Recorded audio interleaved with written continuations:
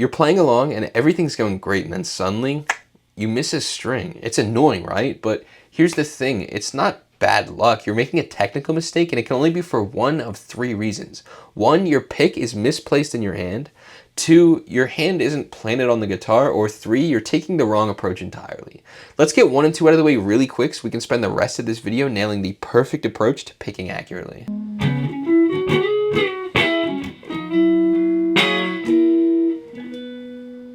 So first of all, how do we actually hold the pick correctly? Well, what I like to do is put my finger out and then relax it so that it's naturally going to curve in a little bit. You kind of want a little bit of a whoop, a little, just like this, a little bit to the side.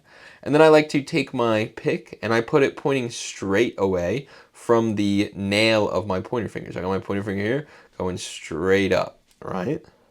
I put it there.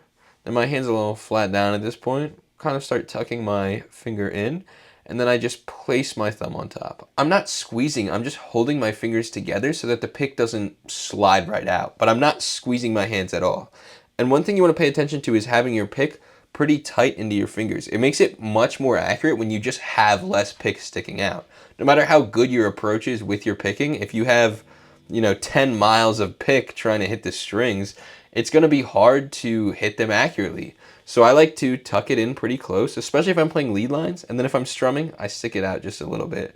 Maybe adjust my grip a little so I'm more on the edge of my pointer finger and my thumb.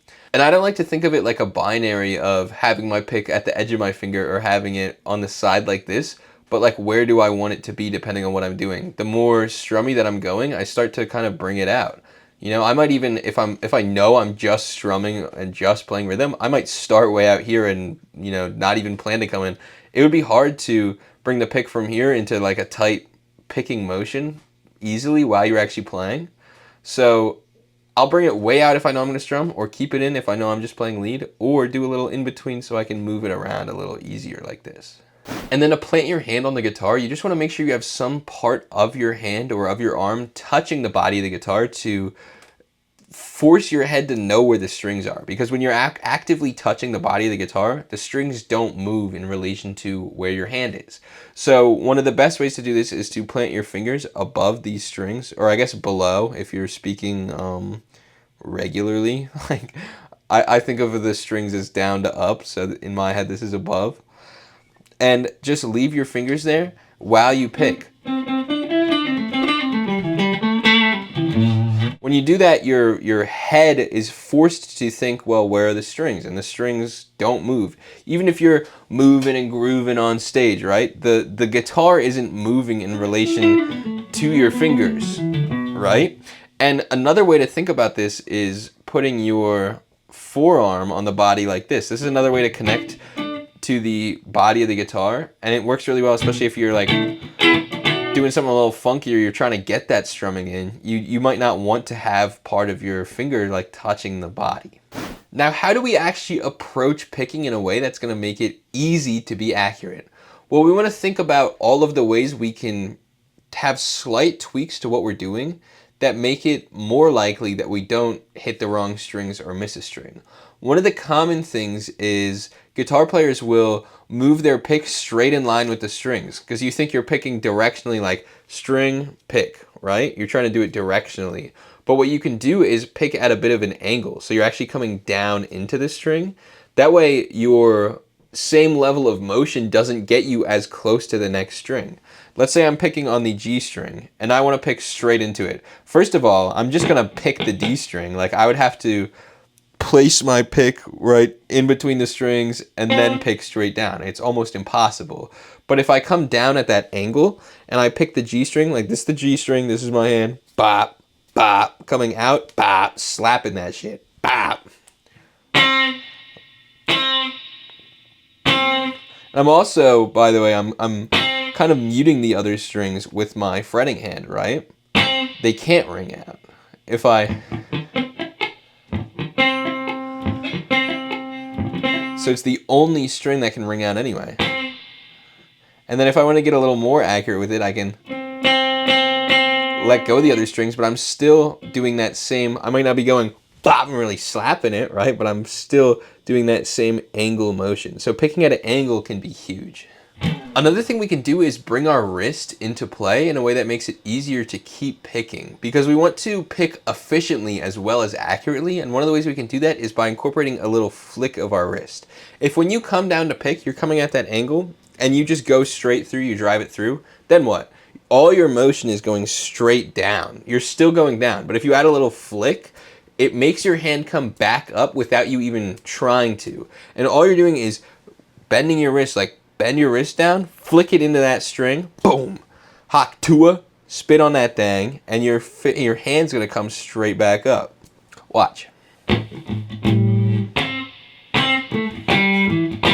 me slow it down a little. I'm flicking my wrist as I hit the string so that my hand comes right back up. It's like a spring. And I'm serious, when you do this, you'll notice, like, no part of my, muscle, my bicep is pulling my arm up.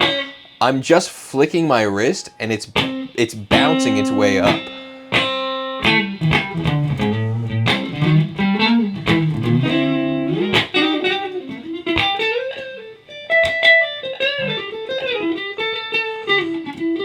And if you really want to dial in your picking technique, you can hop on live calls with me for free in my community, link down below. I will make sure you're not limiting yourself with a bad approach to picking. Now that we have this flick, now that we're picking at an angle and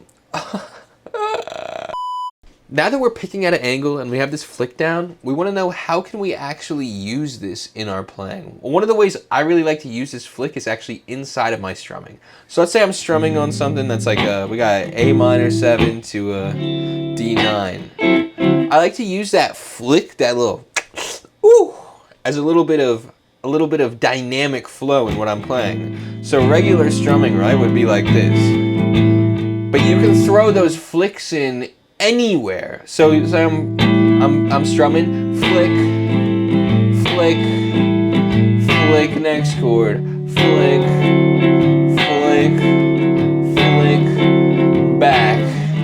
See how I'm using that flick in my strumming to add a little bit of character to it. And you can also pick out individual notes inside of your chords with these angles, this angle and this flick. So say I'm playing that A minor again, right? If I want to play like B string, G string, D string, A string to the next chord to get a little bit of a crazy flow going on.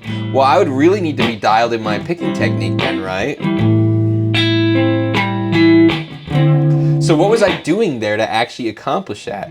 Well, I was doing both the angle and the flick of the wrist. Let me slow it down. Coming in at the angle and flicking my wrist. Ba, ba, ba, ba, ba. Coming in at the angle and flicking that wrist. And it's going to take a few tries to really get comfortable doing that. But as you do it more and more, you could start to incorporate in your strumming,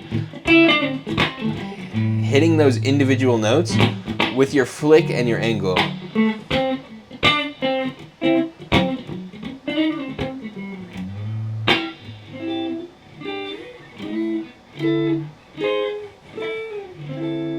And if you're an intermediate guitarist that's tired of spending countless hours on YouTube just to still feel stuck, click right here to see how I can custom fit you into a practice routine that'll help you smash your goals without making guitar seem like a chore. That was good enough.